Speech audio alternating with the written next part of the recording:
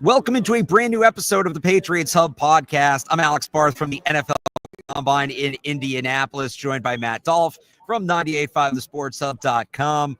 It's been a couple days since we talked. We last spoke after Mike Vrabel's press conference on Tuesday. Eliot Wolf spoke yesterday. That was kind of later in the afternoon, so we'll catch up on that. And some other Patriots news as we're starting to get into that kind of information gathering portion of the Combine here, Dolph. I am still hanging in there. It's been a fun week, but it's been a lot. There's been a lot of information for the Patriots league wide. We've talked a lot about how there were a ton of unknowns this offseason for the Patriots and for the rest of the league. We're scratching the surface, but we're starting to answer some of those questions, it feels like. Well, I have one big question for you, Barth, is have you verbally accosted any other reporters at Starbucks or any local establishments? So I was on with Toucher and Hardy this morning. I was on with Zolak and Bertrand at noon. I had Phil Perry on for a podcast that will be up in a little bit. Really good stuff with Phil as always. I did another show. A guy I went to college with, Jake Asman, covers the Jets. I did his show. The first question I got, or one of the first questions I got in all of them was like, have you been to Starbucks today? Did you yell at anybody? I did not. I thought I was original there. I have not had that kind of disagreement. Well, I'm happy to answer it. That was wild though. That was something to see. I'll give the same answer I've given everybody. I guess that's what you get for not eating breakfast, right? I wouldn't have even thought to go to Starbucks. I texted you about it. I was like, "Are you seeing this source off right here?" And that was before the accosting took place. So there was the source Jordan off, Schultz. and like source offs happen, right? There was the source off, but then there was the PFT commenter tweet, which you're like, okay, like what is this? Like, how much is he exaggerating this? And I had heard people talking about it, and I didn't know if it was a joke or not. And then it was you put in the Sports Hub group chat the actual Pro Football Talk article about it. Yeah, which I didn't see until like we were talking about it last night, and I was like, wait, that was real? So I couldn't believe it. You just tweets. I couldn't believe it. Wild stuff there. We'll see what happens with Matthew Stafford.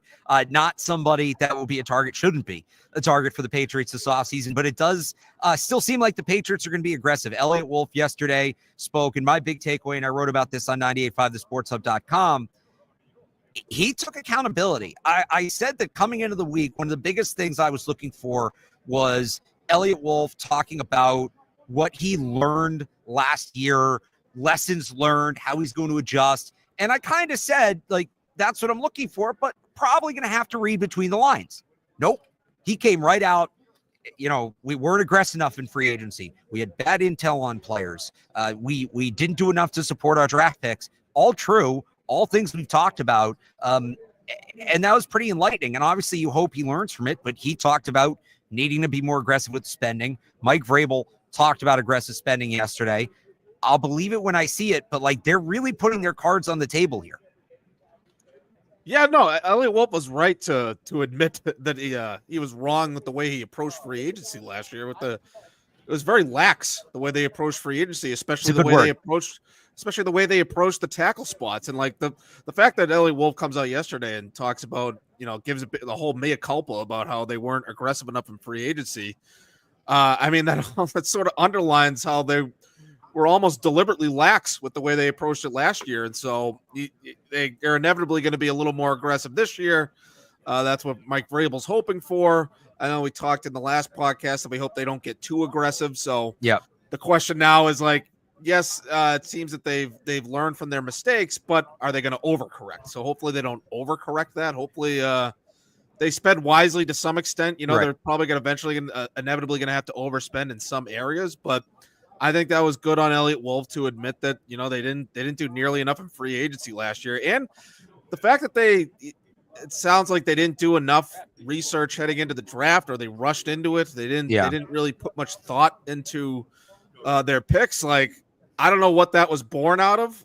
Maybe that was just because they had that new coaching staff being put together, and Eliot Wolf was trying to figure out his role in the organization, because he wasn't officially named, executive vice president of player personnel. EVPP. Right. That wasn't a day one promotion for him. So like it was right. it was definitely a bit of a weird off season for them last year, but it's good to know that they at least look back on that and they realize what they did wrong, and hopefully they correct it without overcorrecting, preferably. Well, then there's also that element of you have money to spend, but are the players there to spend it on? And Ronnie Stanley now, it sounds like, might go back to the Ravens. Though Phil said he thinks Ronnie Stanley might be in play. So, that's a guy you spend top of the market on. We've talked about Javon Holland, Trey Smith, some of the guys from the Eagles, but they to your point, they have to be targeted additions. They have to have a plan for these guys, and that goes to Eliot Wolf talking about them maybe not having enough intel. But just to go back to the main point, Matt, because I know you were a little skeptical of it when Vrabel said it because of how he said it, and now Wolf has talked. Are you buying the new approach, or to you, is this another burn some cash? I don't know if it's another burn some cash. Like maybe it was similar, and just the way Vrabel said it was a little different. I think the situation they're in is different. I think that they had the situation last year where they had all these free agents and guys they wanted to re-sign, and now they don't have that. Now all their spending can really go toward additions as far as how they spend. So that's going to be different. That the roster building is going to be different just from the standpoint of what they need to spend on, what they already spent on last year. So that's going to be different. But what stood out to me from Eliot Wolf is that he talked a lot about the offensive and defensive lines, and Mike Vrabel's talked a lot about the trenches. Feels like they're in lockstep there. It feels like if there's anywhere that they're going to be aggressive and decisive and maybe make a splash early in free agency or make a big trade or draft high, like all those things mixed together, it's going to be on the lines. It feels like that's one area where they are on the same page, or at least that's where, maybe Mike Vrabel sort of set the agenda there and everybody else fell in line. But everybody else seems to agree, the main players here, Mike Vrabel and Eliot Wolf in particular, and you assume Ryan Cowden is also in lockstep with Mike Vrabel, that they know that they need to improve both lines, especially offensive line, but defensive line too. And so I think that's where they're going to be aggressive, Barth. I think that's where they're going to make their big moves or their big initial moves. That's where they're going to set the first domino. Like that's going to be the first big move, and everything else is sort of going to build around that as far as how they rebuild this roster in the offseason. Well, and that lines up with the report this morning from Chad Graff that the Patriots are not considering T. Higgins, right? And they are trying to build on the trenches. I'm curious if you're surprised by that. I'm not surprised at that being their approach. I'm surprised it's kind of out there as early and as definitively as it is. But I've said, if the wide receiver you want to give the big contract to is not there, and this is your point as well, I believe, I'd rather just wait on giving the wide receiver the big contract in this offseason, use those assets elsewhere, build up the lines, get some depth, and now next year you can focus more on that position. Yeah, I'm a little surprised that they're not, pursuing T. Higgins in any way, because last year you had the pursuit of Calvin Ridley, you had their pursuit of Brandon Ayuk, so you wondered if that was going to carry over into this season. So on one hand, I'm a little surprised, but on the other hand, Mike Vrabel coming in, sort of changing the culture, changing the agenda, focusing back on the lines. I think that's sort of the right approach anyway. So I think that's probably where the change is coming from, where Mike Vrabel's saying, we got to build from the lines out. We'll need to get receivers. Yes, we need receivers, but we need to focus on protecting the quarterback and then we'll find someone that he has to throw to. Like we've talked about that a million times, Barthy. I don't need to go over it again with you. You're right. That's my point, is that I'd rather wait on the receivers and fix the lines first. And so I'm not surprised at all that they want to fix the lines first, because that's been their biggest need. And that's where I pretty much expected Mike Vrabel to want to fix the roster. I'm a little surprised that they're not pursuing a big name receiver after the way they pursued the big name receivers last year. But after the way it went, and after the way the shape the roster's in right now, they got to fix the lines first. Then they can worry about getting the big name receiver. Anything else from Eliot Wolf stand out to you? I thought the comments on Jaylen Polk were very interesting, talking about how they stunted his growth, put much on his plate. This is something I've obviously hammered for a long time. It's not just drafting the right guy, it's player development, and you can hamper a player. And when we talk about lessons learned, that should be a warning sign that, you hamper this guy's development, you're going to make handful more draft picks this year. And even guys in their second and third year, I think, are still susceptible to that. You can't do with Drake May what you did with Jaylen Polk. So I thought owning up to that, admitting that, it was something we kind of knew had happened. But to hear him say that to me was notable. Yeah, it's tough for any receiver to step right in day one, be a plug and play guy and just hit the ground running like that. Like, obviously Jamar Chase is the best receiver in the world and he hits the ground running. But, you go back to that 2019 draft, like Deebo Samuel took a couple years to really get going. Terry McLaurin was a great receiver from day one. You never really know which one of these guys are going to step in day one and be a contributor. And so that's why I think it's too early to give up on Jaylen Polk. And look, I know he was a disaster last year. The off-field comments did nothing to help him, and so it was a whirlwind of bad stuff just on the field, off the field for Jaylen Polk. And I get it. And people, if you think he's a bust and he turns out to be a bust, you're right. Congratulations. But it's a second-round pick. He was on a disaster coaching staff, a disaster waiting to happen the way that team was set up. I think he deserves another chance. It's a second round pick, Barth. Like, they're not going to move on from that guy unless you have a Duke Dawson situation, which is just the rarest of the rare. I don't think we're in that situation. I think, especially at this position, it's still their position of need. Like, you at least need a good, reliable receiver. Can he turn into, you call him a Jacoby Myers is the comp that you had for him coming out of the draft. Can he at least become Jacoby Myers? I can't rule that out. I don't know that he's going to be a complete bust. He's not going to be what you would hope he would be at the 34th overall pick, but still way too early to give up on Jaylen Polk. That was just another area where they sort of overthought, or they didn't put enough thought into it. They overthought it. I don't know what it was, but they didn't approach it the right way with that player in particular. And so hopefully they take the right approach here, and I'm glad they're giving him another chance, and hopefully it works out for him. Did you understand the Batman reference? Not really. I've seen the movie, but I had a hard time grasping the analogy. Yeah, that's kind of where I'm at. I've seen the movie, but I didn't really get that. Was he talking about Drake? Was he talking about Drake May with that? Where it's like, no, I think he meant they tried to make Polk a hero or something. It was the hero we need, not the hero we deserve, or something like that. Something like that. Yeah.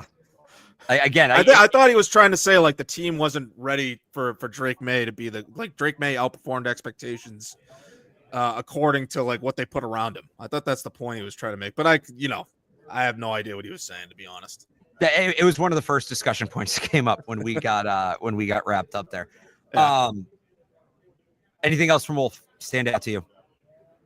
No, that's about it. I'm interested to see where they go in terms of the free agent signings, whether it's what the first big signing is going to be. You feel like they're going to do something big on day one. They have to send the right message, like we talked about the other day. And the fact that Devon Godshaw is now requesting a trade, maybe they explore options. I wanted to get to that. Maybe they explore options to bring in a defensive lineman, not necessarily the same trade or anything like that, but it's going to look a lot different on both lines going forward. So with Godshaw specifically, and I think it was Rappaport who reported that, and I want to make sure I give him credit, that part of the request is the Patriots changing their defensive system, which is something you wrote about at the beginning of the offseason. It's something we've been tracking throughout this offseason of the Patriots approaching things differently defensively, and this is just another sign of that. And with Terrell Williams calling plays, we talked about after Vrabel spoke, that when Mike Vrabel was asked about Terrell Williams calling plays, one of the first things he said was he's coached a lot of aggressive defensive linemen, which okay, being a position coach isn't how is that relevant to calling plays? But you do see coordinators. This happens on both sides of the ball. It's very common. Guys who come up as quarterbacks coaches, their philosophy is going to be built around making the quarterbacks look good and putting the onus on the quarterbacks, right? Guys who are tight ends coaches, they're going to feature tight ends. Guys who are linebackers coaches, it's still their guys. Even if they're not coaching the position anymore, it's still their guys. So who's Terrell Williams going to want to feature and going to want to star in his defense? Aggressive, attacking, athletic defensive linemen. Those are the players he coached, and those are the players he developed. So Devon Godshaw does things well. He's a good run stopper. He's stout up the middle. That's not what this defense values. And so moving on from him is yet another indication that schematically this thing is going to look very different. And I think it tells you that they don't plan on being a blitz-heavy team. They need to get to the point where they can get pressure with 4, which they were one of the worst team at doing last year in the National Football League.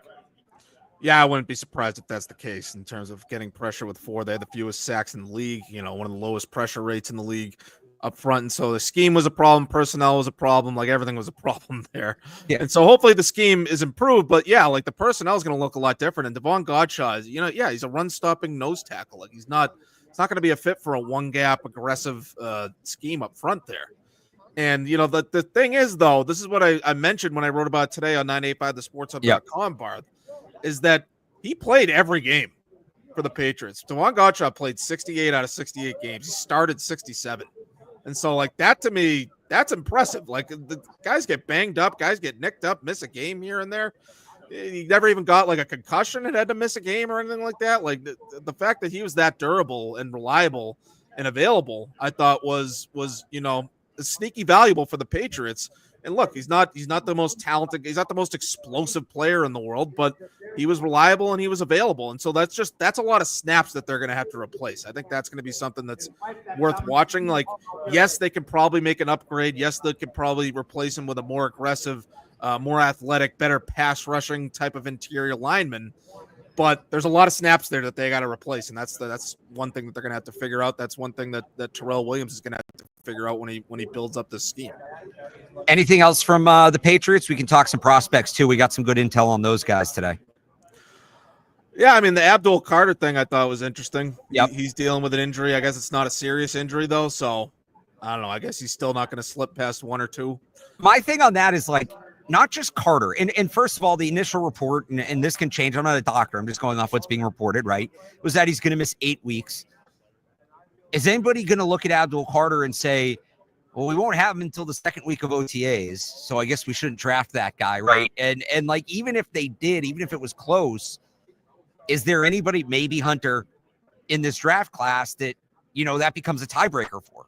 The drop off to the next guy? Well, he's going to have a bad foot in the spring, so we got to go down to that next tier of players, right? The Will Campbell, Mason Graham, Tyler Warren tier of players, Ashton Genty. Is anybody going to do that over an 8-week injury in February? Like, to me, if it impacts him, it's 1 to 2. I don't think this puts Abdul Carter in play for the Patriots. I don't think I've seen some people say it might make Travis Hunter more likely because, these other teams will be more likely to go quarterback. I don't know about that. I don't think it means much. The one interesting injury update we did get today, and Matt, you will like this as a sizist. I don't know how familiar you are with Siobhan Revel at this point. Cornerback from ECU, 6'3". I think he's 210, plays very physically on the boundary. He tore his ACL in September. He tore his ACL at the start of the season.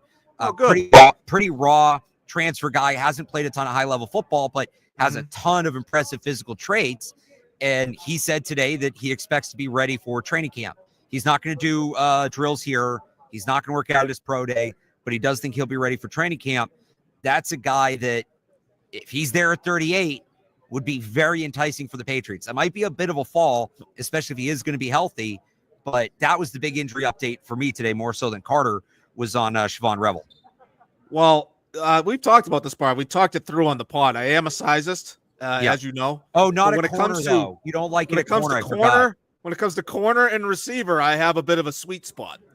Yeah, 6'3" is starting to get a little bit big for me. For a little bit too big. I forgot about this. Like, look, you could be Richard Sherman, and that could, if you're a freak, that I guess it doesn't matter. Yeah. But yeah, I like the 6'1", 6'2" is really the sweet spot for me for a cornerback.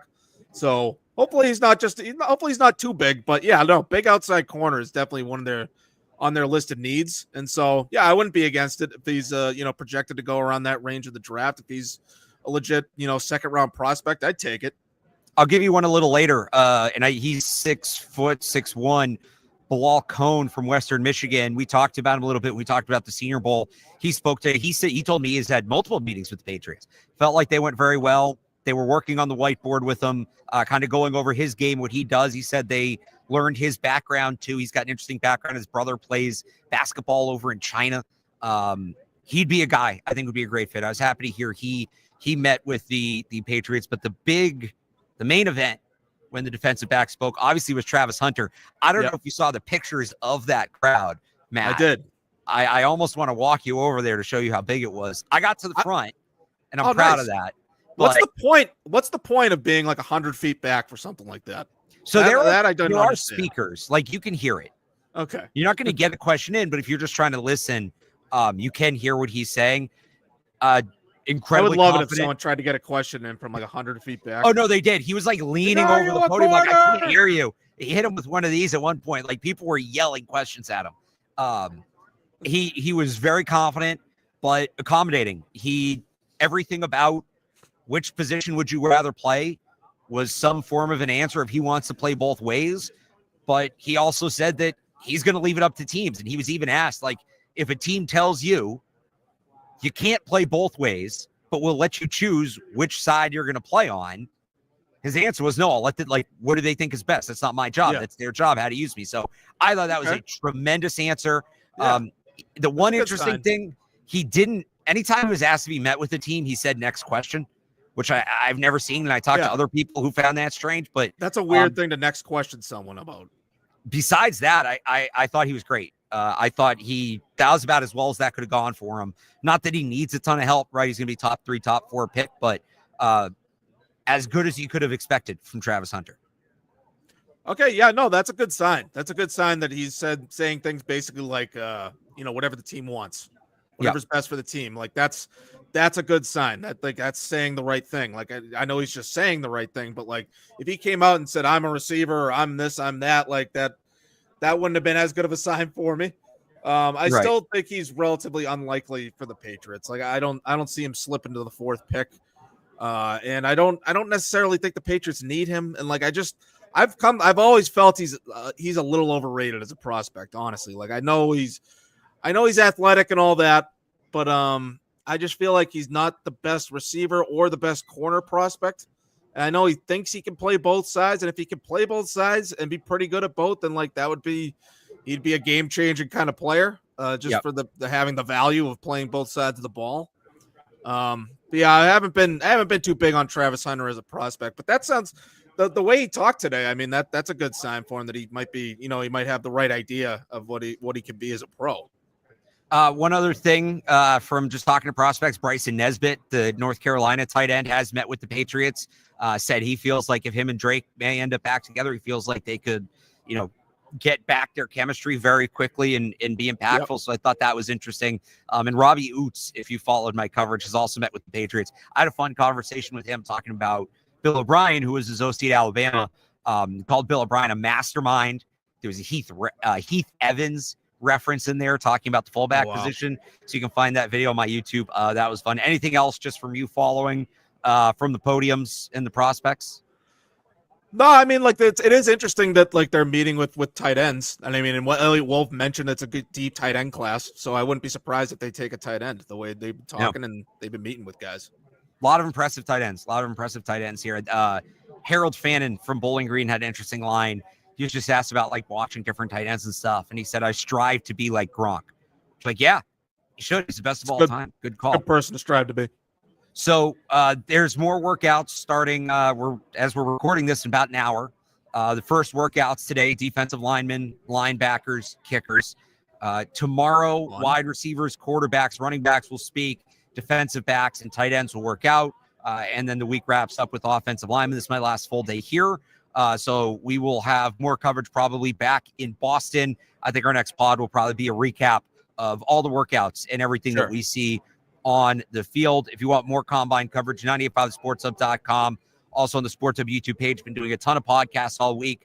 What's up there's up there. I'll have a few more coming as well. So until the next one, for Matt Dolloff, I'm Alex Barth. Thanks for tuning in. We'll talk to you next time.